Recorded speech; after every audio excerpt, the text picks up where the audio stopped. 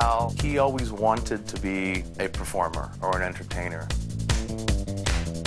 He didn't really take seriously the possibility of music being his life work quite yet. There wasn't much call for rock and roll accordion. His parents wanted him to go into architecture.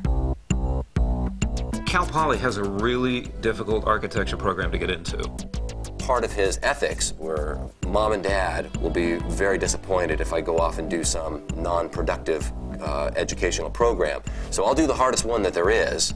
I don't think that he really hit the books as much as the rest of us had to. I remember times in school where he'd memorize a whole book for a test. His brain, it has this quality about it, this sponge-like quality that nothing really gets away. The first time that I saw Al, I didn't know whether or not he was this little wonderful genius or he was this serial killer.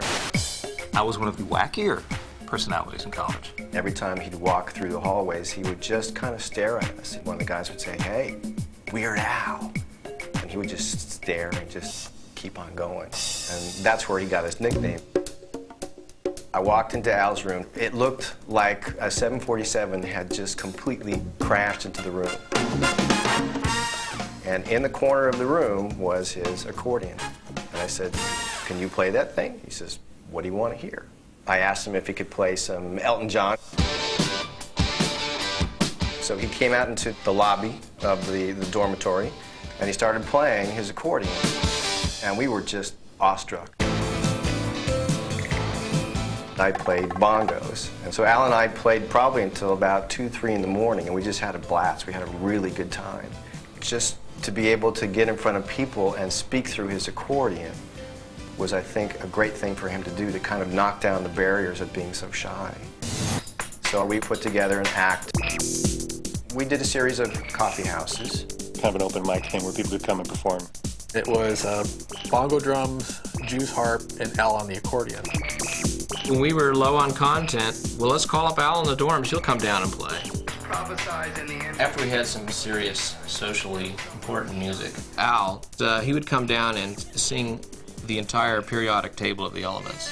There is yttrium, ytterbium, actinium, rubidium. It's a great song by Tom Lear. Harmonium and whatever it is.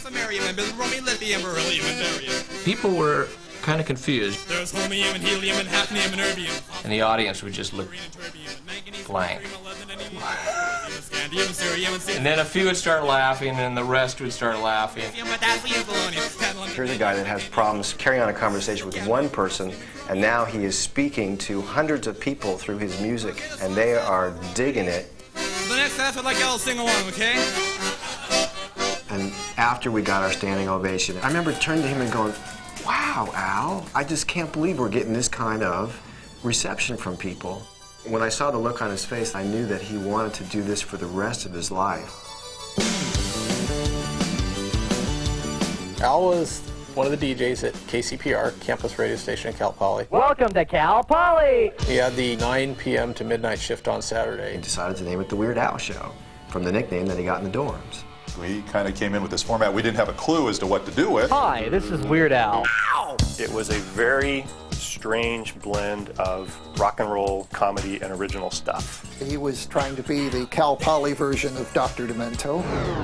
He'd put on Debbie Boone. You light up my life. And his show always started off with a big record scratch. And we were all just sitting there, the anticipation building, just waiting for the needle to be ripped off the record. That's right, it's time for the Weird Al Show. Our Debbie Boone records were trashed. He played We Will Rock You by Queen, but he billed it as a new single by the Vienna Boys Choir, and he played it at 45. He was wild on the radio. My request, hyperactive chicken. Al got more requests and more phone calls in than any other show there. He developed a little cult following. People would stop what they were doing on Saturday nights at 9 o'clock and tune into the radio. So they gave him a little more leeway than most people. He was free to pretty much do what he wanted. He got to break all the rules in the book. It was 3 hours of the best radio in California. Being a DJ was a conduit for him doing what he really wanted to do, because he was a songwriter. He would take these songs and just script them out, and he would be really good. Al had come up with this idea of My Bologna, which was based on a song by the Knack called My Sharona. The acoustics in our production area were terrible. So he decided, why not run wire from the production room across the hall into the men's room? So he recorded My Bologna in the men's room. And it gave him this great echo effect. My bologna. My bologna. The members of the Knack happened to hear it on my show. My girlfriend Sharona was there with me, and we listened to it and just howled. Never gonna stop, eat it up. Such a tasty snack, I always eat too much and throw up. I called up my friend and our A&R guy, Bruce Ravid, at Capitol Records and said, "You got to sign this guy." There were lots and lots of takeoffs on My Sharona, Rice-A-Roni, Ayatollah, but there was something about My Bologna. Capitol agreed to do it. At that point in time, they'd do anything the Knack wanted them to. It was the biggest act that they had. I called up this guy, Weird Al Yankovic, at college and told him we wanted to put the record out. When Al had the single on Capitol, oh my God, what an event. We couldn't believe it. We paid him something in the neighborhood of $500. It was really a bargain basement kind of a situation. It's not like there was a bidding war for the guy. He said, "This is great, you know, I've got a company behind me, I'm going to put out a lot more stuff." When Al called his mother to tell her that he had signed a major label deal, her reaction was, "Oh, that's nice. So tell me, are you eating enough? Is your bed made?"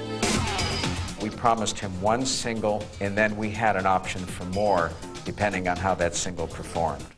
The single didn't sell all that well. He had only sold like 10,000 copies of My Bologna, and they interpreted that as being a non-hit. Capitol wasn't interested in any of his other songs. I tried to get Capitol to stick with him because I believed he had talent and that what he was doing was very funny and very credible. Capitol, in their infinite wisdom, didn't see it like that. There wasn't a real feeling downstairs at Capitol Records that this guy had longevity. I had the very unpleasant task of having to drop Weird Al. Next, Al gets too smart for his own good. He was doing a lot of things that made the general manager very, very angry. It became a nightmare. They were continually holding him back. Then, struggles to be heard in Hollywood.